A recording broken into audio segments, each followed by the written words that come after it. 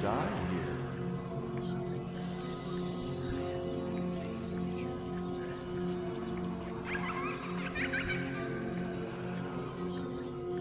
Do you want to take a trip?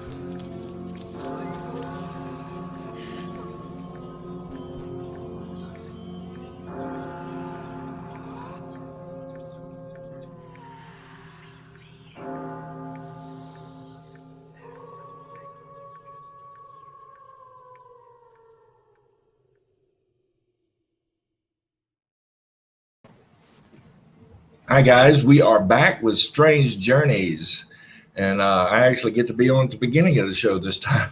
I made it back in time. My name is Tom. I'm your ghost host, and right over there is Tim, our co-ghost host. Right. And we're going to be going over the 37th parallel with y'all today. Just a quick update. Tim, what's going on with Raven Wind? We are coming back. We will be doing tours. The next time we have open tours is starting next weekend.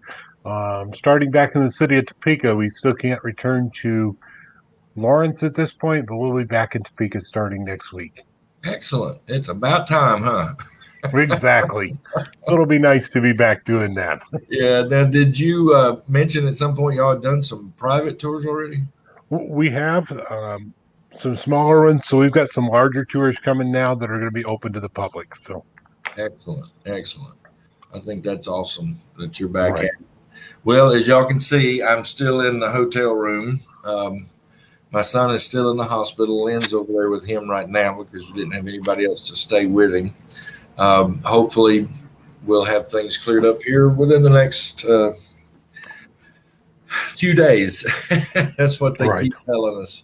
So, but I wanted to get on here and do the show for you again. And hopefully by the next show, which Tim, didn't we say was going to be the Villisca Axe Murders? Is that where we're going with? Yeah, we'll be back looking at the Villisca Axe Murders, and that's 2 weeks from now. And we're actually going to look at the possibility that the killer in the Villisca Axe Murder was actually a serial killer. And if the theory is true, he would have been the most prolific serial killer in the United States with more than 250 victims in about a 14-year period. Oh, my goodness. All right. Yeah, we'll check into that, folks, in 2 weeks. So make sure you continue to hang out with us. Now, just remember that we provide these shows first and foremost for you, the watchers, for your entertainment. We are not by any means experts or scholars or claim to be experts or scholars in any of the topics we cover. We're simply enthusiasts and storytellers that have fun with these topics while doing our best to respect the individual beliefs. And remember, this is live.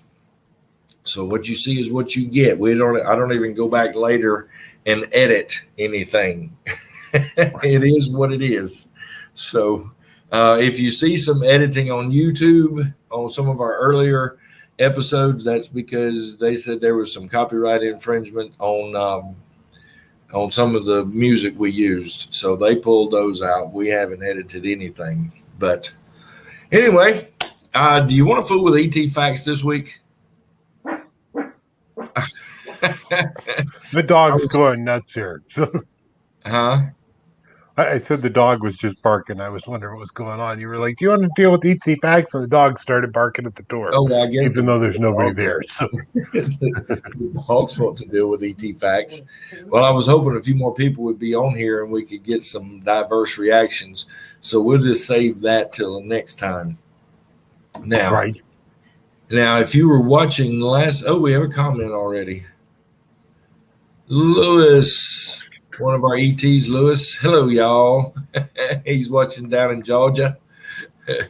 Thanks for watching, man. We miss you on the show today. All right. Last show was MUFON stories. Right. And, well, we had a good time. One of the most fun shows I think we've ever done, especially when we get comment. My friend Roy Dalton Pope. he's watching from Thailand right now. What are you doing up in the middle of the night, man? I've wanted to have him on the show, but that's the problem. He's in the middle, on the other side of the planet over there in Thailand. But man, thank you for watching. I have actually given him credit for being one of the grandfathers of what we're doing right here, because when I started my tours in Mobile, he was in Mobile, and is a I mean, I don't think he was officially a historian, but he was a historian for the city of Mobile, and gave me lots of little tidbits and pointed me in direction on some things, some unique things about Mobile when we started the tour. And so thank you for hanging with us, man. We appreciate it. So what we were going to, MUFON stories. Thank you guys for watching. Oh, I clicked the wrong button. Like I said, I'm out of town. I am in Tennessee, in Jackson, Tennessee, with my son who's in the hospital. So we are, hey, brother, catching the show for the first time. Got a lot of rain happening here now, so the frogs are keeping me awake. Okay. All right. Well, thank you for chiming in, Roy. I am so glad to have you here. But the last show we talked about MUFON stories and a lot of sightings. Tim had that awesome one that the MUFON there in Kansas sent us, right, about the guy seeing the triangle right above him. But we had some of the most fun comments.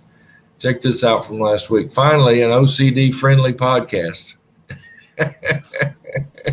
That was, somebody was impressed with our OCD. Right. Hey, and Andrea's watching too. Hey, Andrea, how you feeling? Thank you for being here. But this comment on last show topped all of them ever. Oops. Let's take that off. Yeah, look at that. Sweet Jesus is the perfect evolution of beards. Right. That just blew me away. And that was from a watcher in Norway. Wow. I thought that was so cool. But we had a fun show last week. Right. All right. Just so I keep everybody in the know, I am having to keep an eye on my phone because like I said, my son is in the hospital. My wife's over there with him right now. Gave me a break so I could come over and do the show, which, by the way, I don't know if I've ever showed y'all this, but you can get Strange Journeys phone covers over at strangestuff.live. Just go to strangestuff.live. Here, let me see if I can share the screen. You can get phone covers and shirts. Let's see. Whoops. And last show, I was using my phone, and it didn't work so great. No. That's only because it kept buzzing and falling over. I know it. Why am I? Okay, I'm not finding it here, so let's do it this way. Yeah. So what I did, we kind of bit the bullet and went out and got me a little tablet / laptop, and so I got that last night. So we're trying to. I'm not as handicapped as I was last week, but it's still not. Here we go. Chrome tab. Let me share the screen with you. There we go. Yep, Strange Stuff from Strange Journeys. Anyway, you go there, you get all kind of strange stuff. And phone covers are part of it. You can get them for just about any phone on there, believe me. So, all right. Well, we had some more comments. Thank y'all. What you say? That's why he made it because of the beards. Oh, is that what it was? It could be. All right. Well, we appreciate you watching. And if you are watching on YouTube, please remember to like and subscribe.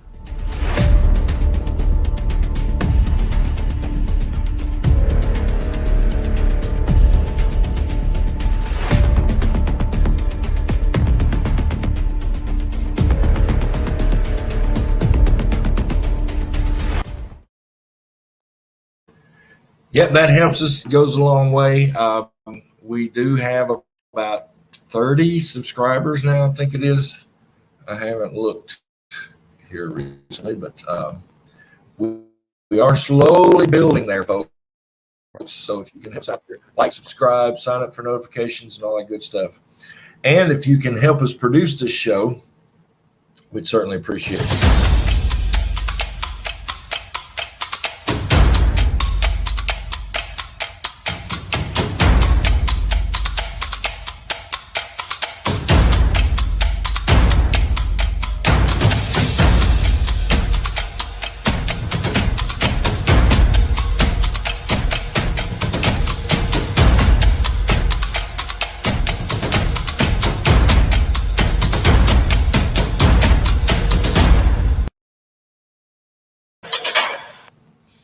Yep. All it takes is a little bit. And if you can help out a little bit every month, you get some cool swag. And one thing I haven't mentioned about Patreon, not only are our sightings videos on there, you can go there and you can watch all the past strange sightings videos. You can also, I think it's the second or third level up, you can actually get to be on the show with us. Isn't that cool? You know, you become an honorary ED and join us on the show. That would be so cool if you could do that. And speaking of being handicapped, I normally, except for these past couple of shows, do a strange sightings video and a show intro, which I don't have my video editor on here and all that kind of stuff, so I haven't been able to do that.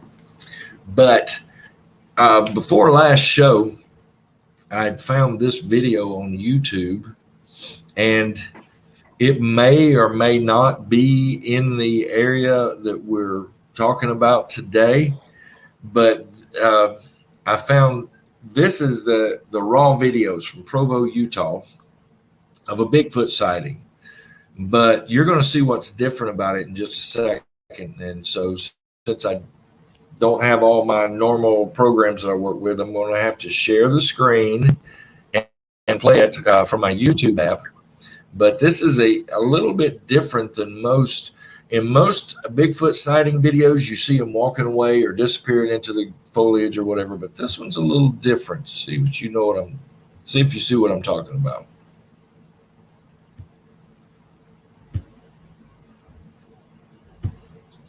All right, Tim, can you see that? It's loading now.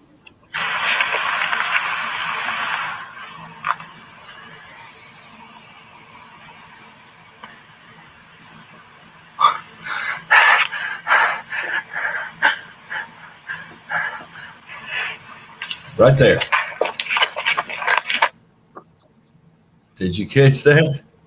Let me play it again.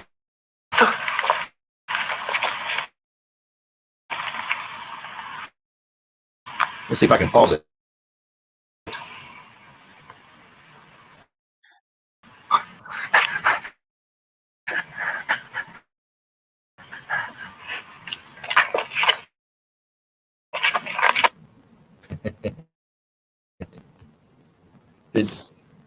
Okay. Were you able to see that?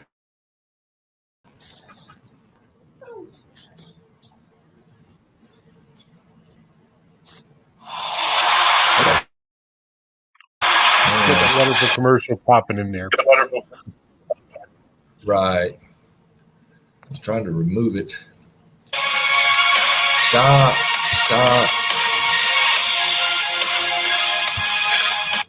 Stop screen. Okay. Oh, it's still playing in my app. Hang on. In the wild, the relationship between predators and herbivores has been following a simple hunter-prey. Okay. All right. Out of all that confusion, did you see what I was talking about?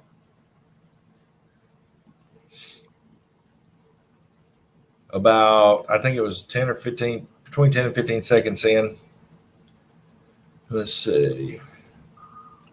Let me get back, see if I can get back over there. Oh, autoplay was on. That's why. Let's see. Prey pattern for millions of years. Some animals run away, trying to survive. Okay, try this again. This guy, he's got a YouTube channel called Camper Mountain, and he only has one video on it. I'm going to do it muted here and get up to about.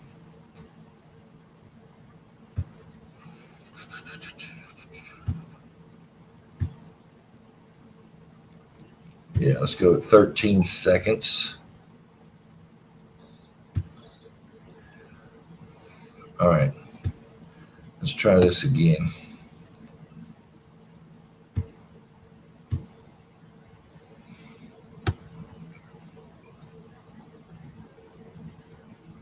Okay, you see the Bigfoot up there.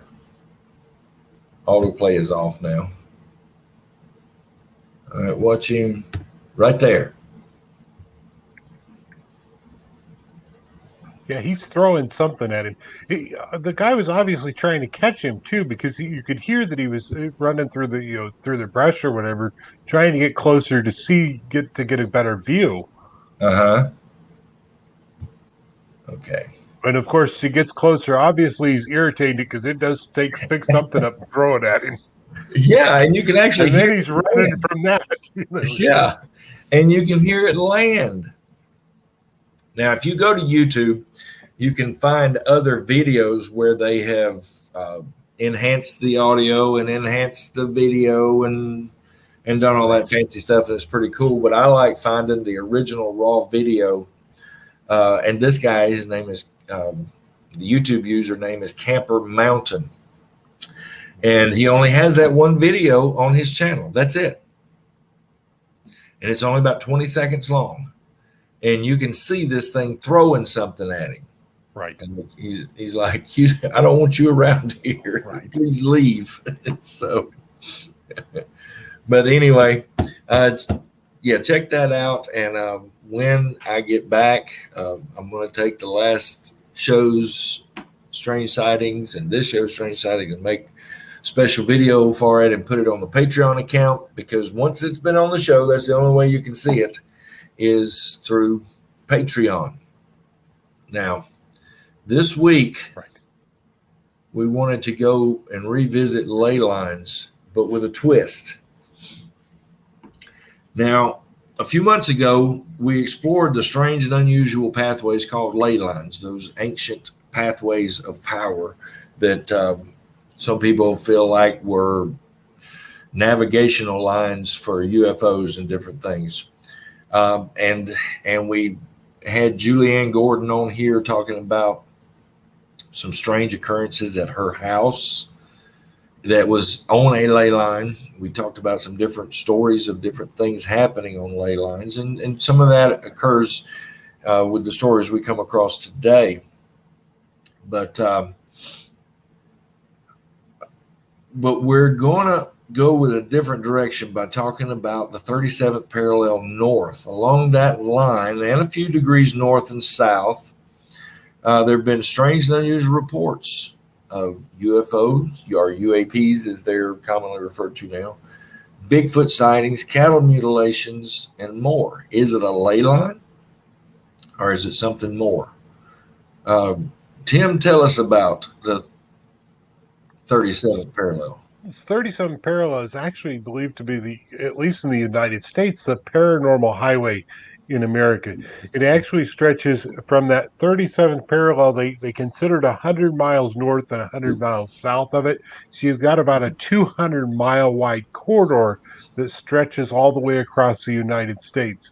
It's a massive area that is there. Some of the places included in that are the Pentagon, Fort Knox, Washington, D.C., Kentucky's Mammoth Cave National Park, which is believed to have a cryptid living down in the caves. Um, the notorious New Mexico Dulce base, Los Alamos, New Mexico, where we are still dropping bombs at this point to see how that goes. Colorado's Mesa Verde, that at one point they thought was built by aliens. Four Corners, which is where Colorado, Utah, and Arizona, New Mexico meet up.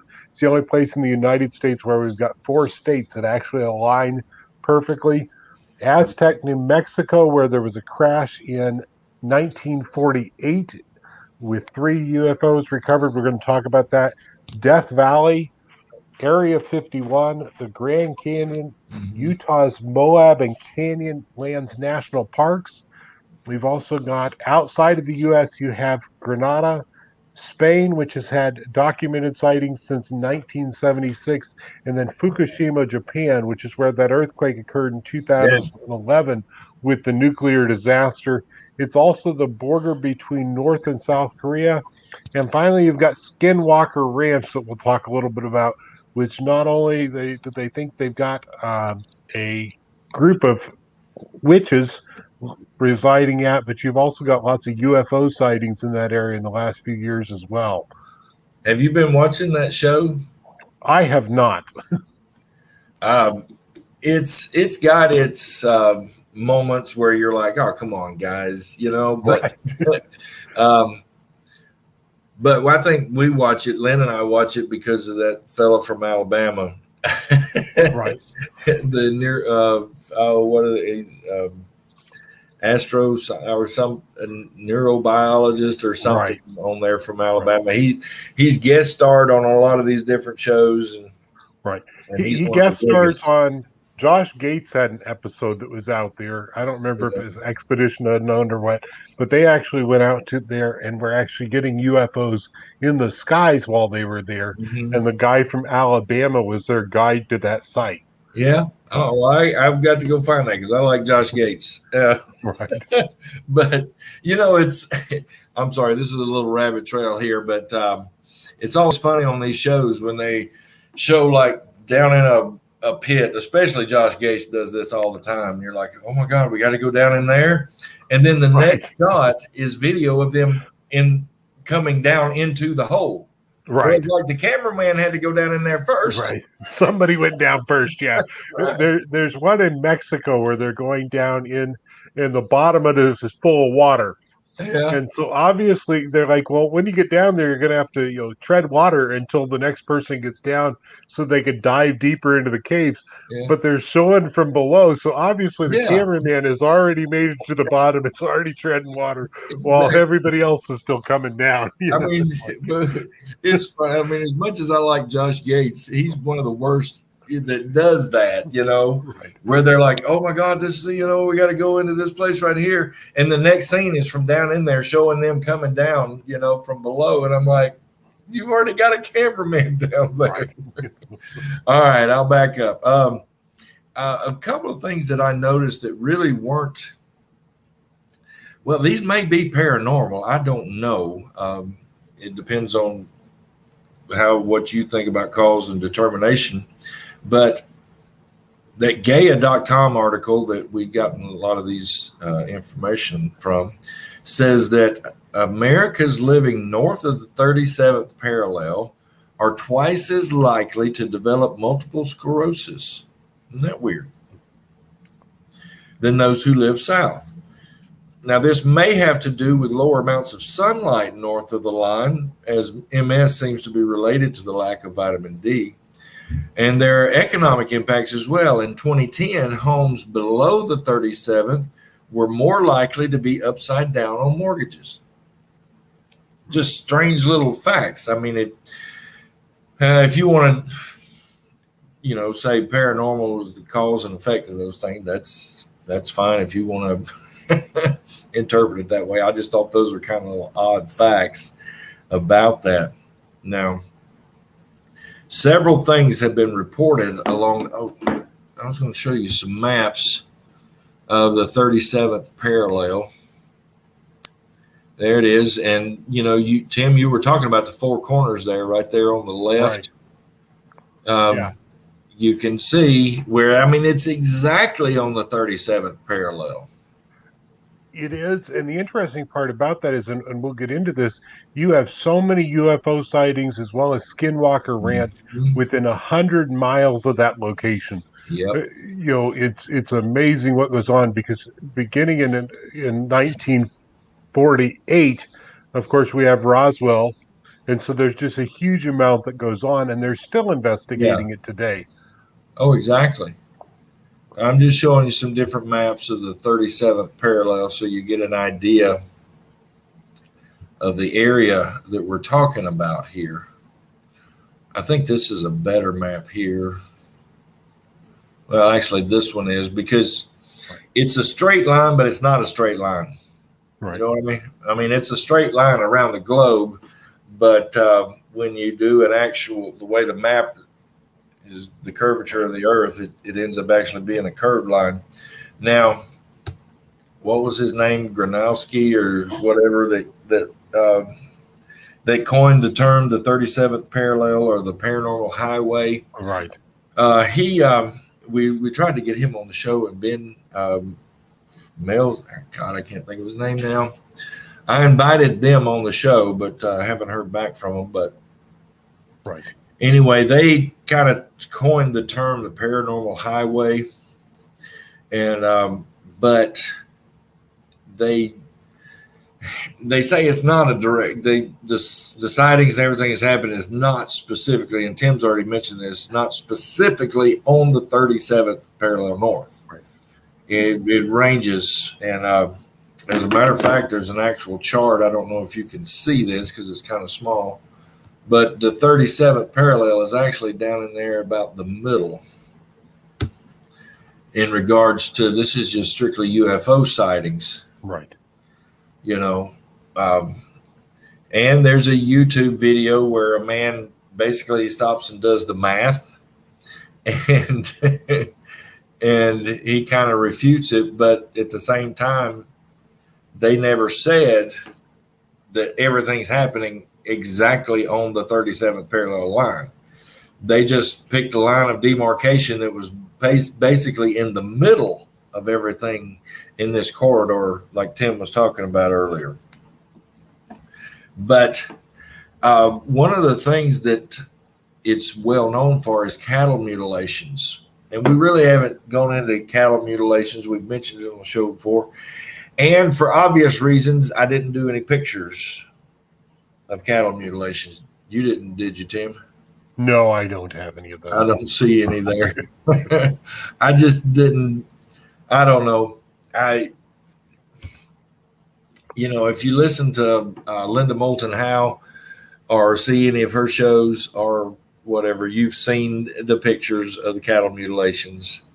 Now, the Sun UK and the Daily UK basically put out the same article. Now, this goes with the mutilations and UFO sightings. They reported that in 1973, Ron and Paula Watson of Springfield, Missouri, claimed they saw a green cone-shaped craft next to which two silver little beings were standing over a large black cow. I told Ron, my God, they've got a cow. What are they going to do with it? Paula said.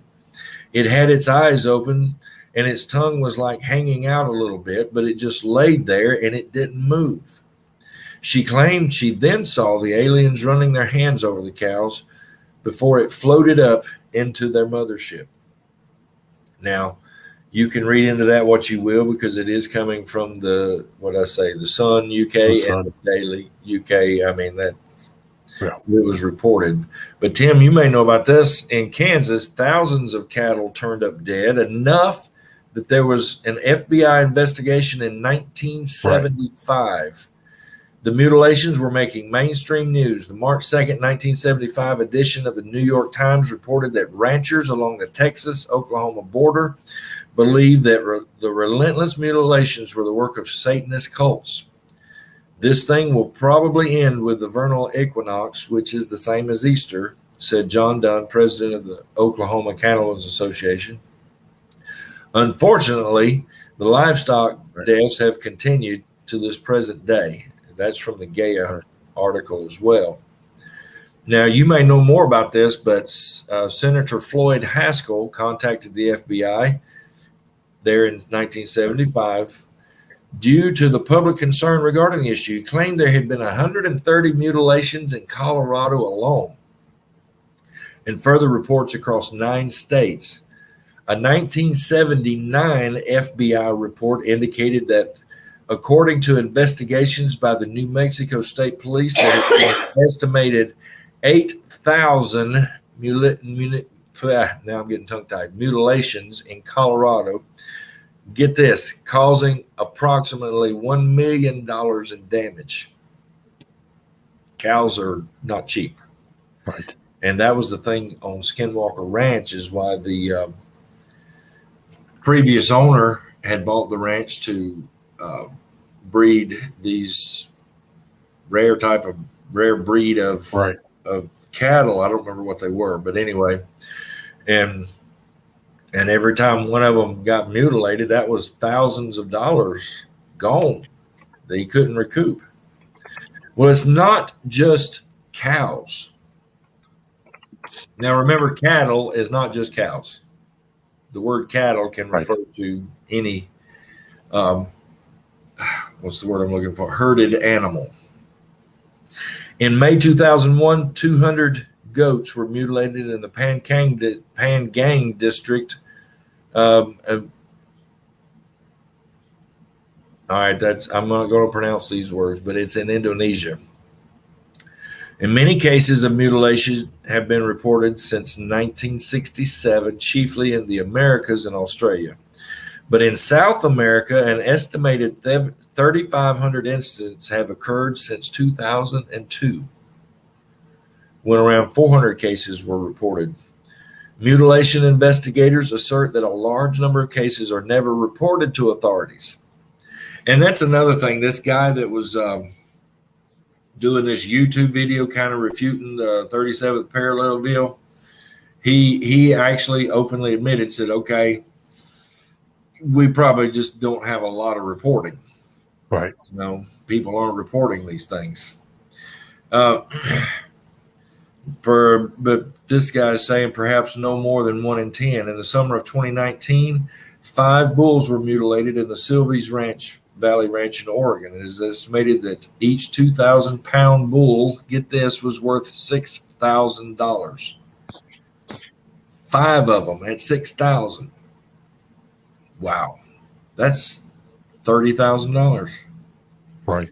The FBI has made no comment on if there is an investigation or not on this particular event, but the Sylvies Valley Ranch offered a $25,000 reward for information on the topic. Now, this is where we get into some of the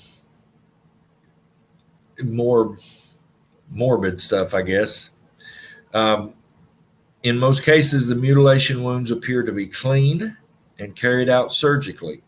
Mutilated animals are sometimes, though not always, reported to have been drained of blood and show no sign of blood in the immediate area or around the wounds.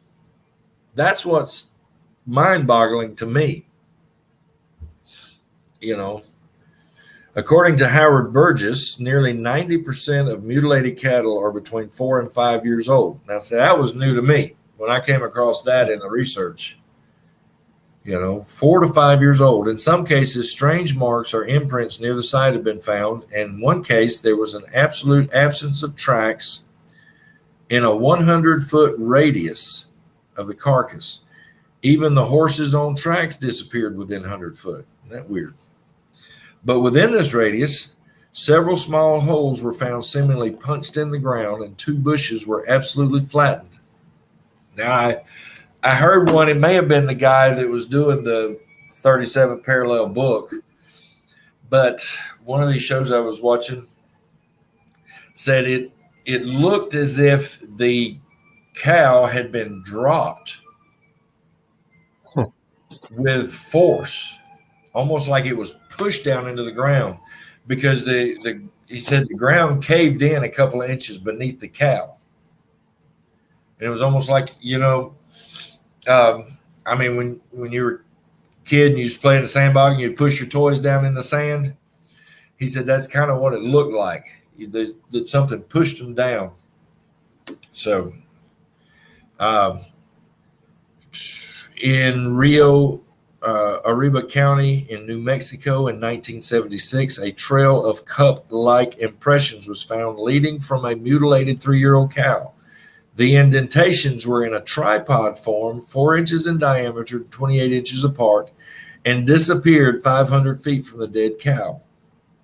Similar incidents was reported in the same area in 1978. All that's from Wikipedia. I mean, when they find these things, it's not just the bodies that are intriguing. I mean, I've seen pictures where eyeballs were cut out and other parts with surgical precision, but no blood. And, you would think they actually had one on the Skinwalker show. It wasn't mutilated, but it just had some weird stuff going on with it. Right. But that was kind of strange. And as a matter of fact, they drugged the cow off somewhere on their property, and after a year, they said that the corpse was just dried up. It had not been attacked by scavengers. You'd think the wolves or something would get to it. But, you would think someone would have come and cleaned it out. Yeah, but they said I mean, they showed it on TV. I mean, granted, I know they can do a lot with special effects nowadays. It was just kind of odd that they drugged this thing off, and a year later when they were talking about it, they well, let's go check it out. And they went over and checked it out, and all it was just the dried skin on the bones. Nothing had come to scavenge from it. It was unusual. All right. Do you want to do some of the next ones, Tim? We can move on to UFOs at this point. You've actually got lots of different things that occur beginning in about 1853 and June 1st at Burritt College in Tennessee. You've actually got students that report 2 large rising sun-like objects in the sky. They say one looks like a moon and the other like a star. They don't move for 30 minutes, but they actually expand and contract in size several times during that half an hour that they're out there. And you have residents in Wilmington, Delaware in July of 1860 who saw a pale blue light as a large object moved overhead. It was followed by 3 glowing balls that were red in color. That was according to the Wilmington Tribune at the time. Mysterious airships were also reported in Arkansas, Nebraska, Missouri, Texas, Kansas, and Kentucky in the late 1890s. No way. They said airships? Airships is what they reported them to be. So they were obviously something that was in the sky. They were wondering what it was. I mean, that's just weird because back in the 1800s, was that like the dirigibles or a blimp or something? Would have been similar to a blimp at the time. Well, I think they called those airships. Right. That was my point. So if they were seeing something that looked like a blimp. Right. And they just called it mystery airships. Cool. Right. Yeah, they weren't real sure what it was. They just called it mysterious airships in the sky.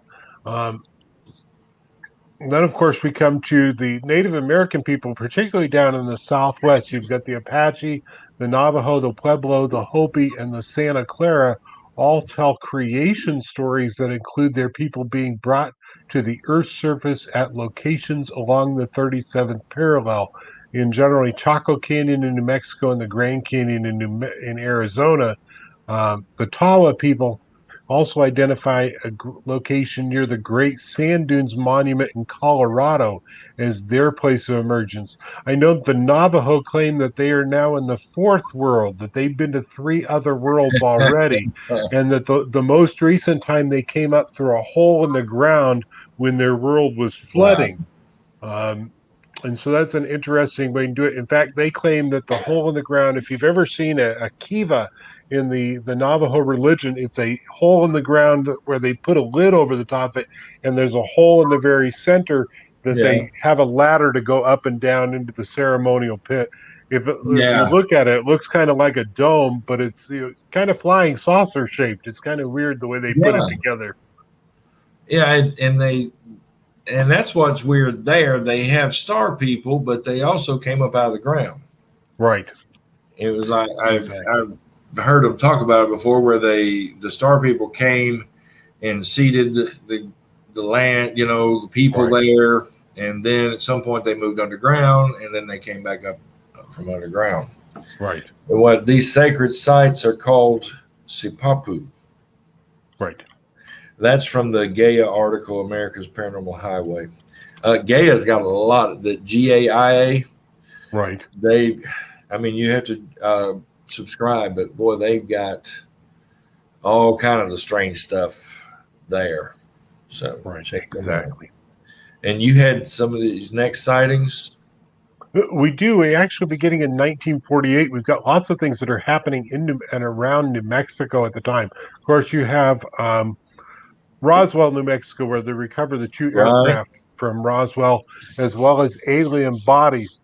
Then, also in 1948, you have the incident in Aztec, New Mexico, where there are three crafts recovered there. In fact, there's an official UFO report that was put together to the FBI, and it says the following: was furnished by, and of course they've redacted whatever that statement was. Yeah. An investigator for the Air Forces state that three so-called flying saucers had been recovered in New Mexico. They were described as being circular in shape with raised centers approximately 50 feet in diameter. Each one was occupied by three bodies of human shape, only 3 feet tall, dressed in a metallic cloth of a very fine texture. Each body was bandaged in a similar method to the blackout suits used by speed flyers and test pilots. Huh. Which I thought was kind of an interesting thing to have said there. Then, Yeah. according to whoever their informant is, the saucers were found in New Mexico due to the fact that the government has a high powered radar set up in the area, and it is believed that the radar interferes with the controlling mechanisms of the saucer. No further evaluation attempts have been made concerning the above. So we already know how to disrupt their flying. Right, exactly. Which is kind of interesting because we'll get into the Farmington, New Mexico incident here in 1950, and it actually begins on March 17th, 1950, and continues to March 20th. So we're talking about 4 days of vessels in the area. What happens during that time period is that hundreds of people throughout the Farmington, New Mexico begin seeing flying saucers, some kind of disc that is actually out there. They say that most of them are silver in color and that they're flying at an extreme height. This is actually one of the pictures from the 1950 incident in Farmington. That's Holy taken by cow. a University of New Mexico professor who went up there to investigate it during the time. They're flying in some kind of formation. It is a massive thing. They estimates are somewhere anywhere between 2,000 to 5,000 UFOs seen in the 3 day period. My God. So it's a huge number of them that are out there. Um, and they've got some kind of formation that is going on. In Yeah. fact, originally I had been led to believe that Project Blue Book, which doesn't even start until the 60s, never gets involved in it. However, they've probably got one of the best breakdowns of what starts all of this. And they only look at the Friday, the March 17th. They don't look any further than that. But it says in Tucumcari, New Mexico, which is on the opposite side of the state. So if you're driving across the state, you're talking about approximately 4 to 5 hours worth of driving to get from Tucumcari to Farmington. We have a flyover of a solitary object that was documented in the Tucumcari Daily Times. It was described as a saucer, and they could tell it was a saucer because of the way it tipped and moved. They Huh.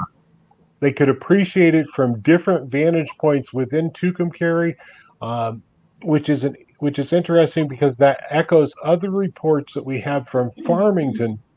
That was at 9:15 on the morning of Friday, the March 17th, Yeah. and then we move to and then we have at 10:15 a.m. in Farmington, 5 to 9 saucers observed above, directly over the main street. They departed to the northeast and were reported 45 minutes later to the west of town by additional witnesses. By 10:30, hundreds, and that's a direct quote. This is according to Project Blue Book now.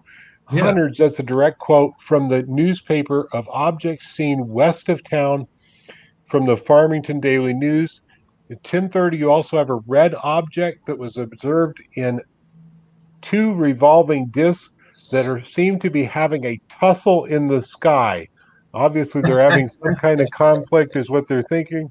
Wow. And then we have at 10:30 another portion of the sky, revolving discs swooping and swerving and turning like they were on, like a top, that were reported by witnesses. Then at 10:35, 3 objects stage a daylight dogfight in the sky. One of the reports that I read said that there were actually some kind of what they thought to be red beams shooting out of them, at each other, which is kind of interesting based Yeah. on the number that are there.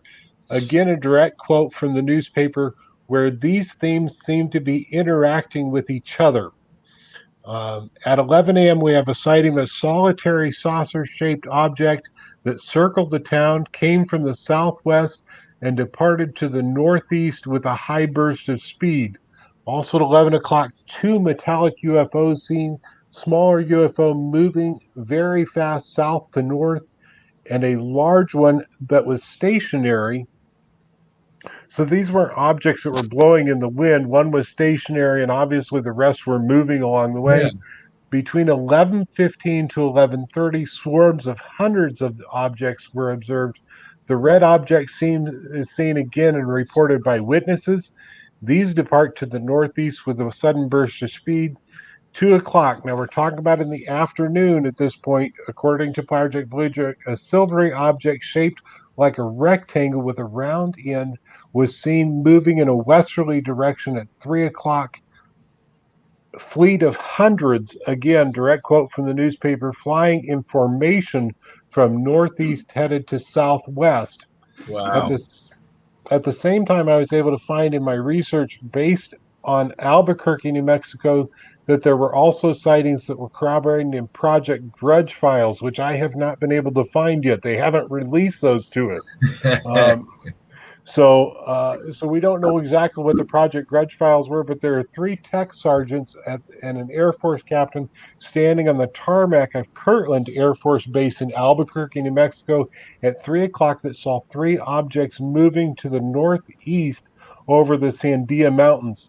It was significant enough that they officially reported it to Project Grudge. And then later in the afternoon, there's no actual time listed in the newspapers. They're seen over Las Vegas, New Mexico, a flyover of multiple unidentified aerial objects being seen. Then in Tucumcari again, at the eastern end of the state, we have a flyover of multiple objects with a red leader being observed as well. And that's one of the constant themes of this, is that red object seems to be Yeah. different from the rest of them. Now, he does go on to It's note like the a other command one. ship or something. Exactly, that it may be a main vessel, or maybe they're having a conflict with each other and they're trying to catch the red one. Who knows? Especially when you consider they're having a tussle in the sky, and then Yeah. you've got somebody else saying that they're dog fighting over the top of New Mexico, which would be a term that was used by World War II vets, especially when jet Yeah. fighters were involved.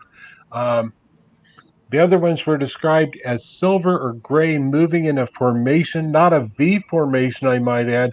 All the witnesses were extremely adamant because many were former World War II military veterans that they said they were moving in a formation, but not in an echelon formation like we would see with jet aircraft.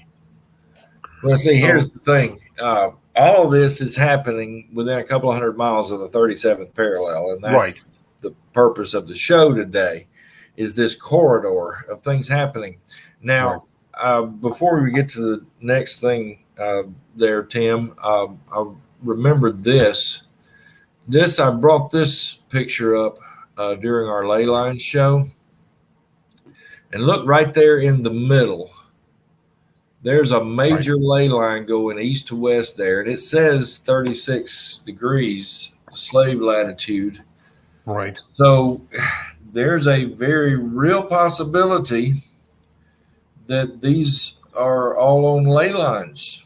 That's why I did the show calling it Ley Lines 2, because it's looking like all of this activity is maybe from ley lines. Right. And that's one of the theories, is that they're following the ley lines at this point. Right. In fact, you get things like down in Peru where you have Machu Picchu and those areas, as well as the sand paintings that are out there. Right. They believe that they follow ley lines. Wow. That is so cool. All right. What was the FBI document? The FBI actually documented the crash in Aztec, New Mexico on March 22nd of the same year. So we're talking about 1950. The vehicles were described as being approximately 50 feet in diameter.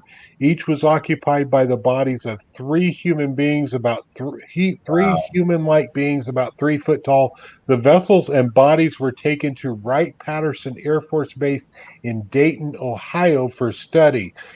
Interestingly enough, you've actually got Kirtland right in New Mexico, less than 100 miles away, and they still take them all the way across the country. In fact, when they took the things from Roswell, they took them all the way to Wright-Patterson as well. So if you're really looking at a map, where Farmington, New Hampshire, or New Mexico sits, it is literally 125 miles to Roswell, New Mexico from Farmington. It's 50 miles to Aztec from Farmington. And all of this concentrates right around that Four Corners area. You're not very far from Four Corners. Four Corners is like 50 miles from Farmington. So you're really close together on top of all of this that is going on. Yeah. Cool. Now, beginning in 2003, we have a whole bunch of vehicles, UFOs, they're calling them tic-tac shaped, that begins being seen in the Farmington, New Mexico, and Four Corners area. It's so interesting because what happens is that in 2015, NASA opens an investigation on UFOs in the same area and extending to the Four Corners Monument, because sightings and a satellite image reflecting large amounts of methane being released in the atmosphere over Four Corners. I've actually got a picture of that. And there's actually a document I came across from NASA itself. And the guy that is reporting on it says that what he thought was going to happen is they were going to address the elephant in the room. And what is referring to is that this area of New Mexico they began using for natural gas and coal in the last 20, 30 years. In fact, it's the highest producing area of coal in the United States currently. And what you can see on this map is you can see lots of these smaller squares that are outside of there. You've also got the Farmington, New Mexico, as well as Four Corners. And if you look at the very center, there's a large area of orange and red squares. That's that area where the methane is highest. All the ones on the outside are actually where the production is going on.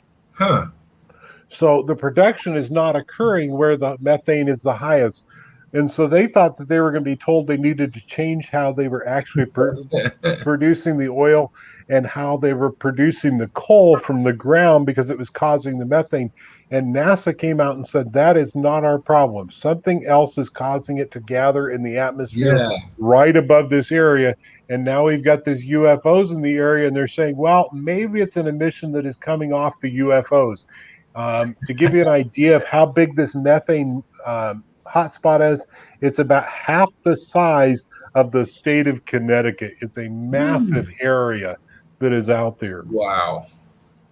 Wow. Huh. So, I mean, that just, why methane? I mean, that's an odd one. right. But it's an anomaly. It's one of the anomalies in this corridor that we've talked about.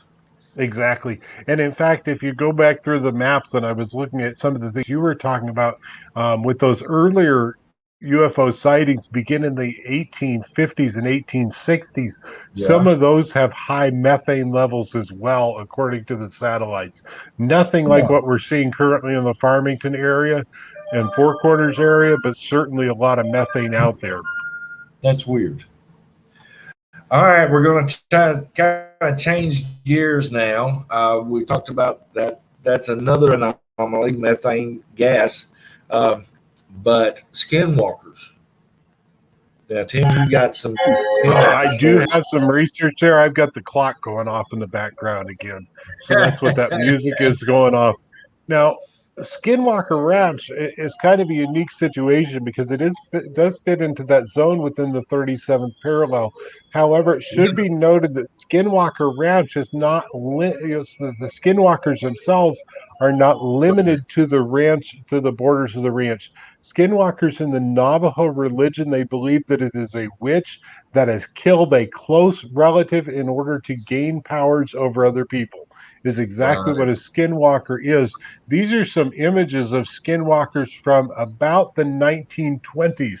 This is what they believe that they looked like.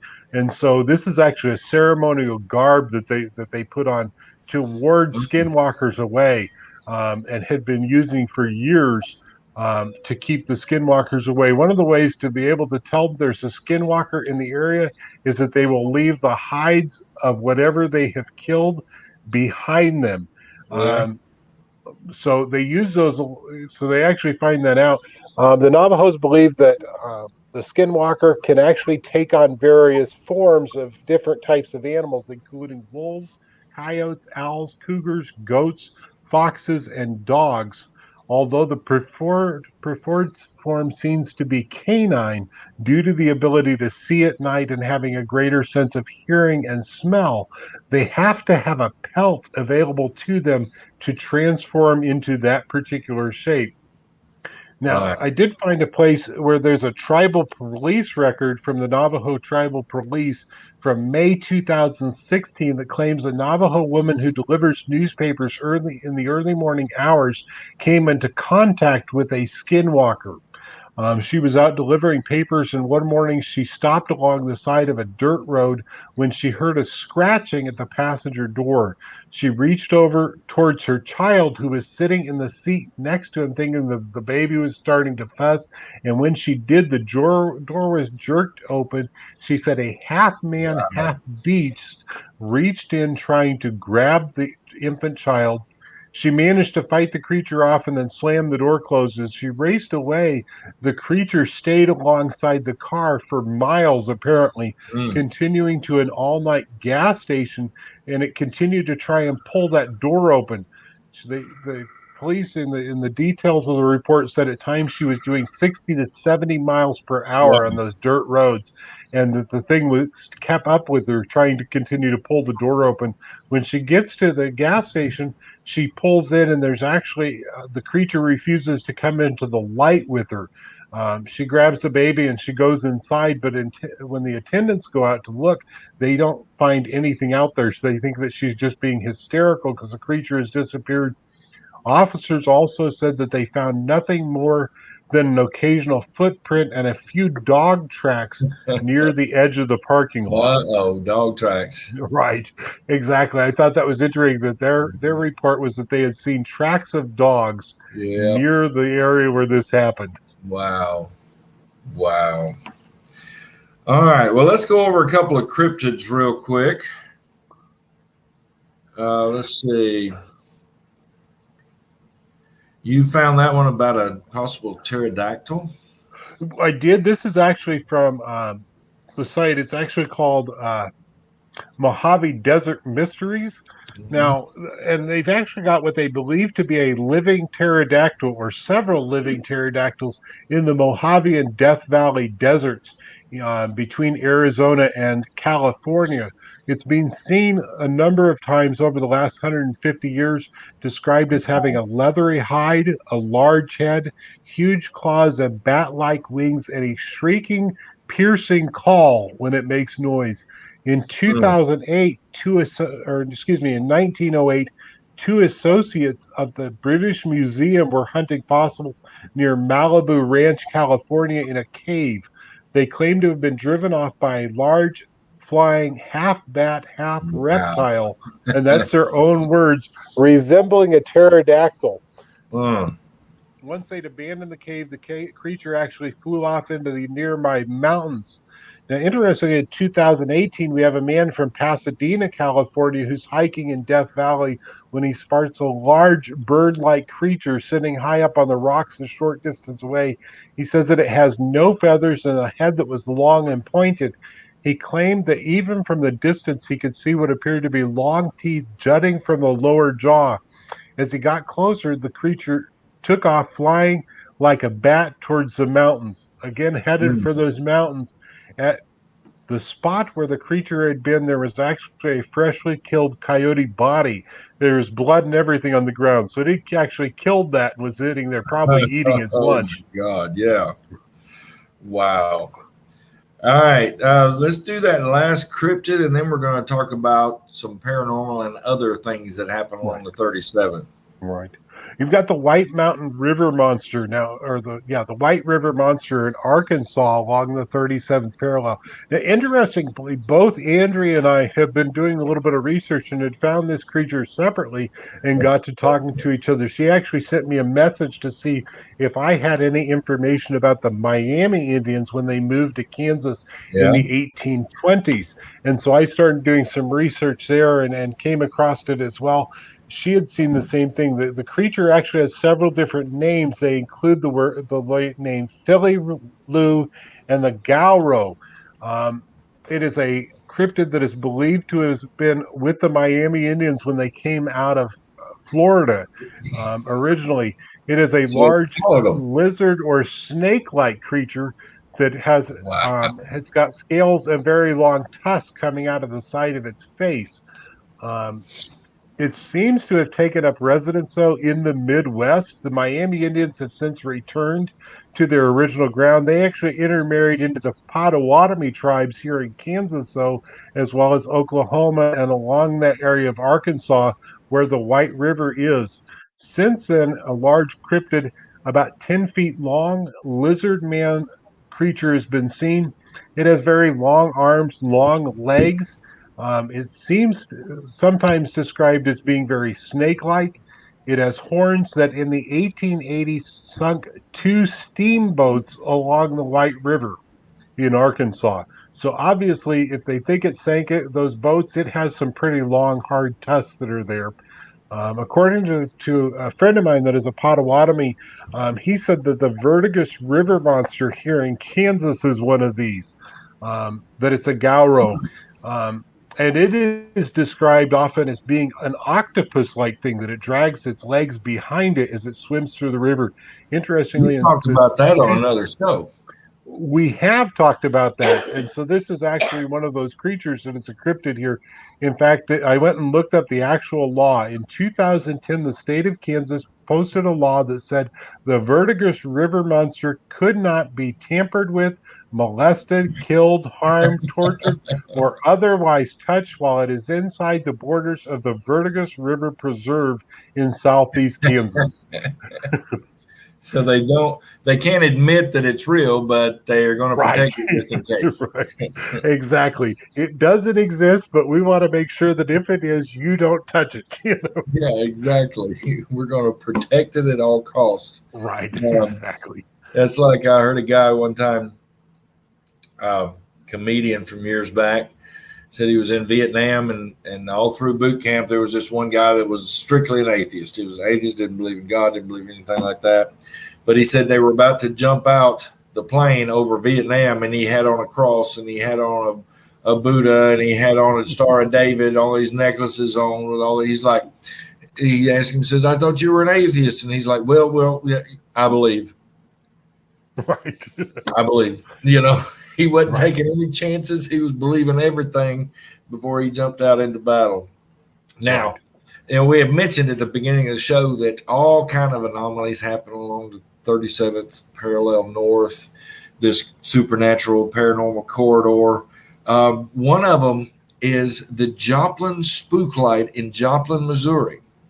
Now, the Spook Light, often referred to as the Joplin Spook Light or the Tri-State Spook Light, is actually in Oklahoma, near the small town of Kapal. I guess that's how you'd say it if you're Klingon, Quapaw, Kapal. Right. Isn't that the Klingon pronunciation? Yeah, pretty close to that. Yeah. However, it is most often seen from the east, which is why it has been attached to the tiny hamlet of Hornet, Missouri, and the larger, better-known town of Joplin. According to the legend, the spook light was first seen by Indians along the infamous Trail of Tears in 1836. However, the first official report occurred in 1881 in a publication called The Ozark Spook Light. This ball of fire, described as varying from the size of a baseball to a basketball, dances and spins down the center of the road at high speeds, rising and hovering above the treetops before it retreats and disappears. Others have said it sways from side to side like a lantern being carried by someone. We've heard stories of this. Right. I think we probably even mentioned it on our Haunted Bridges show a while back. I think that was our second show of the second season. In any event, the orange fire-like ball has reportedly been appearing nightly for well over 100 years. According to the locals, the best time to view the spook light is between the hours of 10 p.m. and midnight, and it tends to shy away from large groups and loud sounds. Though many paranormal and scientific investigators have studied the light, including, get this, the Army Corps of Engineers, no one has been able to provide a conclusive answer as to the origin of the light. Other interesting legends also abound about the light that provide a more ghostly explanation. The oldest is the story of a Quapaw Indian maiden who fell in love with a young brave. However, her father would not allow her to marry the man as he did not have a large enough dowry. The pair eloped but were soon pursued by a party of warriors. According to the legend, when the couple was close to being apprehended, they joined hands above the Spring River and leapt to their deaths. It was shortly after this event that the light began to appear and was attributed to the spirits of the young lovers. And another legend tells of a miner whose cabin was attacked by Indians while he was away.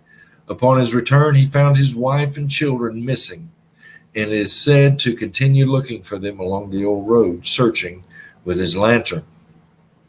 Others say the spook light is the ghost of an Osage Indian chief who was decapitated in the area and continues to search for his lost head. I'm sorry, that just hit me funny all of a sudden. With a lantern held high in his hand, he's lost his head. Right. Now, interestingly, this is the light that can be seen from Galena, Kansas. They say that if you get on a high spot in Galena, you can actually see it. It's about 70 miles from Galena, but they say that it's bright enough at times you can see it the entire distance away. And that legend about the Osage Indian chief is actually the one that Galenans tell about that particular light.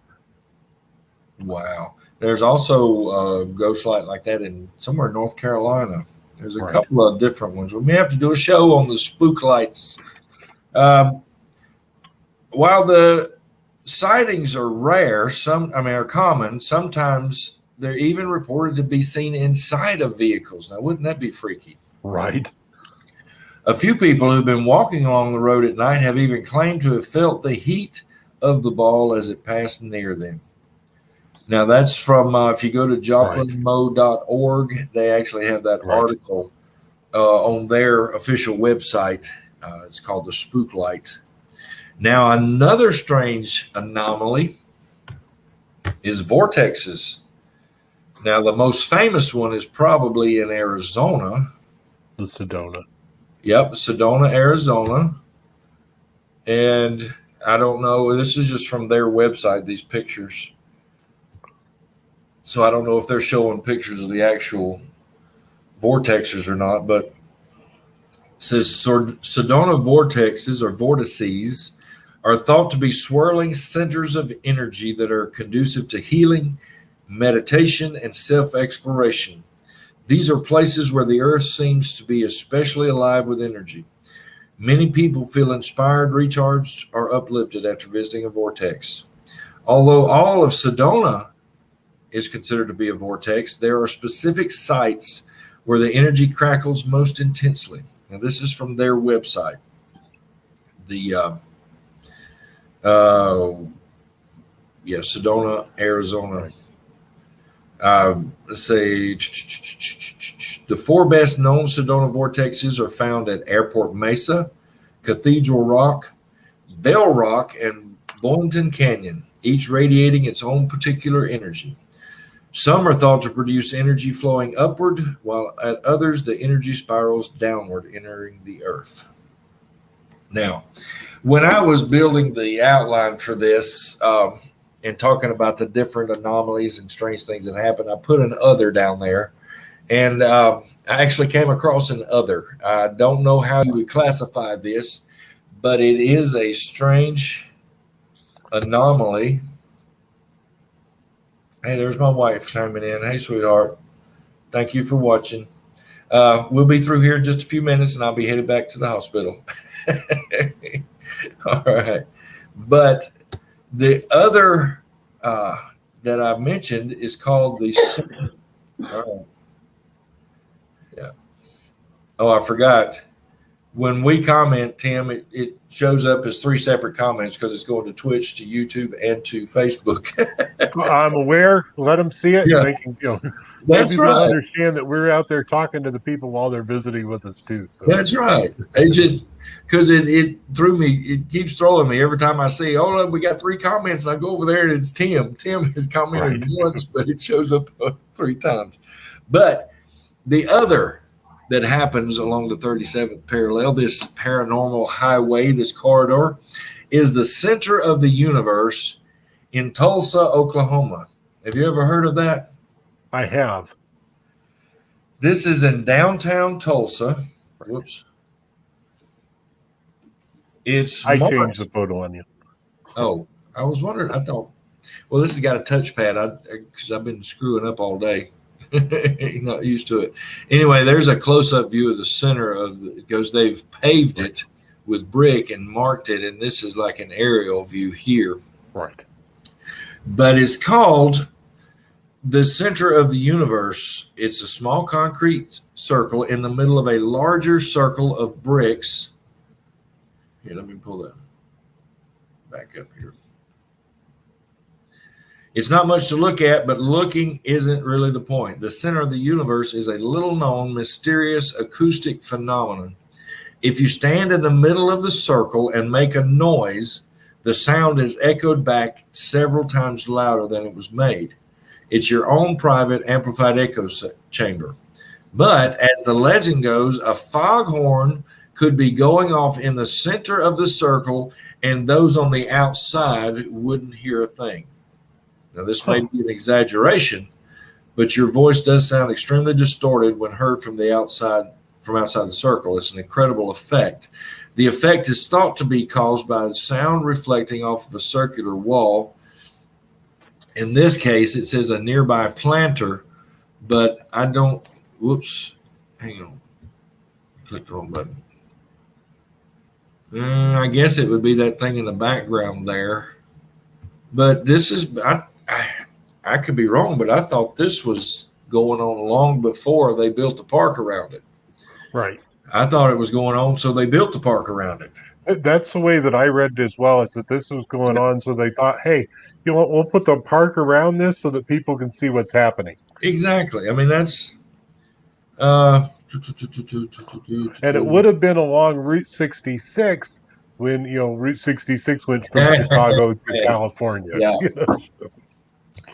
Well, yes. I mean, that would be a cool place to visit. I mean, I've heard of that for years, and would be a cool place to visit because they say if you're standing inside the circle and talking in a normal volume, that someone standing outside the circle can't even hear you. Right. Which is odd. But to you, it sounds louder. So, and I mean, and that piece I read was from Atlas Obscura. Right. Which, And I found it somewhere else too, and I was like, man, that'd be worth the 6-hour trip to Tulsa just to see what it does. Yeah. I mean, supposedly, like I said, if you stand on that center circle there, that somebody outside that center circle can't hear you. But Atlas Obscura and another article I found on it both talked about the possibility of sound bouncing off of things around it there. But like I said, I had always heard that it was there. The anomaly was just found, and then people built a little park around it. But who knows? All right. Well, Tim, final thoughts? I think we've still got a lot of research on this area. We may come back to it again. We've got so much happening. Because as I was doing my research, I came across stuff. It's like, we're never going to get to all of this in one show. No, not at all. Not at all. But the unique thing I found is, there could be several ley lines here. If we learned anything in the previous show on ley lines, it was that weird stuff happens on ley lines. We didn't go into cattle mutilations, but we did talk about paranormal things happening and vortexes. But whether or not you believe there is a supernatural corridor through the central United States or not, there are some weird things happening out there, and it's fun to watch. Fun to find out these things. What got me interested in doing a show on this was a podcast I listened to. Did a show on this 37th parallel, but they focused primarily on cattle mutilations, just like the Mothman prophecies. The movie focused just on the Mothman, where the book covers tons of different stuff. And but for the movie, they had to just focus on one thing, and the weirdness surrounding that, and that was the podcast I was listening to. They just focused on the cattle mutilations, which that's weird in itself. But diving into this, at first, all I could find was information on the book. and I not knowing my situation here, being out of town, I didn't want to order the book and it come to my home address, and I'm 8 hours away or 7 hours away, so I'm like, I don't remember if I found a Kindle version or not, but anyway, I was like, no, let me see what else I can find. And then I couldn't get the author and the guy that helped him with it, Ben, and I don't remember their names now, but anyway, none of those responded back to me. So I was like, well, let's see what else we can dig up out there. And boy, howdy, it was some weird stuff. So we appreciate you guys being here today. We're going to call it and see y'all in 2 weeks.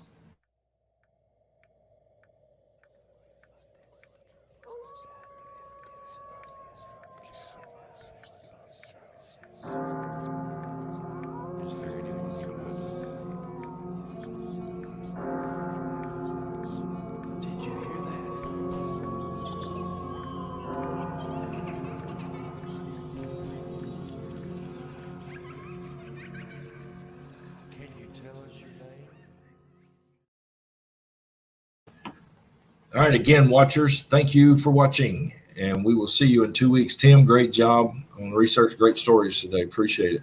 Great, no problem. Well, thanks again. It's always fun to be together, even when it's just the two of us. Well, we both can talk, so we both can. Right. Well, I mean, being a tour guide, you kind of have to, you know. Right, exactly. Spend 2 or 3 hours a night just talking, you know. Exactly. Which reminds me, there's a tour in our town where the guy talks for like 5 minutes and then they walk for 5 minutes and then he talks for 5, and I'm like, boy, I never did that. I talked the whole time I was walking. Yeah, you get out there with the guests and they've got lots of questions. What do you think about, Stoll, Kansas? What do you think about this location? Do you know anything about this? And you're talking the whole way. I get done doing a tour, I have no voice left. Exactly. I even had stories in between locations. So anyway, well, guys, thank y'all so much. 2 weeks, the Villisca Axe House murders, and we'll be diving into some more of the gory gruesome and hopefully paranormal that we can dig up on that. All right, we'll see you in 2 weeks, guys. Bye-bye.